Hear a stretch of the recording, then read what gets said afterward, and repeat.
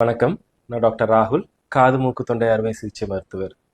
So இப்போ அடுத்தது நமக்கு தீபாவளி வரப்போகுது. ஸோ அதுக்கு என்னென்ன முன்னெச்சரிக்கை எடுத்துக்கலாங்கிறத பற்றி பார்க்கலாம். பட்டாசு வெடிக்கும் போதோ இல்லை நம்ம அறியாமையோ ஒரு ராக்கெட்டோ ஒரு புஸ்வானமோ எது வேணால் வெடிக்க வாய்ப்பு இருக்குது. அப்போ என்ன ஆகலான்னா, ரொம்ப லவுட் சவுண்ட் இருக்கும்போது காதில் டெம்பரரியாவோ இல்லை பெர்மனண்ட்டாவோ நமக்கு செவித்திறன் குறையறதுக்கு வாய்ப்பு இருக்குது. புஸ்வானம் வைக்கிறோம், நிறைய புகை நிறையா வரும். அந்த புகையிலையும் ப்ளஸ் இந்த பனிக்காலத்தில் ரெண்டு கலந்து வரும்போது அவங்களுக்கு அலர்ஜி ப்ளஸ் ஆஸ்துமா இந்த தொந்தரவுலாம் ரொம்ப அதிகரிக்கிறதுக்கு வாய்ப்பு இருக்குது. ஸோ அந்த மாதிரி அலர்ஜி ஆஸ்துமா இருக்கிறவங்க முடிஞ்ச அளவுக்கு புகையாக இருக்கிற இடத்துக்கு போகிறத அவாய்ட் பண்ணிக்கோங்க. ஸோ எல்லாரும் ரொம்ப பொறுப்பாக பட்டாசு வெடிங்க. Have a safe and happy Deepavali.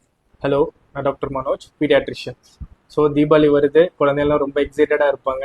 Colour கலராக வெடிக்கிறதுக்கு, மத்தாப்பு புஸ்வானன்னு சொல்லிட்டு ரொம்ப வெடிக்கிறதுக்கு ரொம்ப எக்ஸைட்டடாக இருப்பாங்க. ஸோ இந்த தீபாவளி சமயத்தில் சில சேஃப்டி டிப்ஸ் குழந்தைகளுக்கு என்னென்ன பண்ணலாம் அப்படின்ட்டு. ஃபர்ஸ்ட்டு, பட்டாசு வாங்குறது ஒரு நல்ல கடையில் வாங்கிக்கிங்க. ரெண்டாவது, பட்டாசு வெளியில் ஒரு சேஃபான ஏரியாவில் வெடிங்க.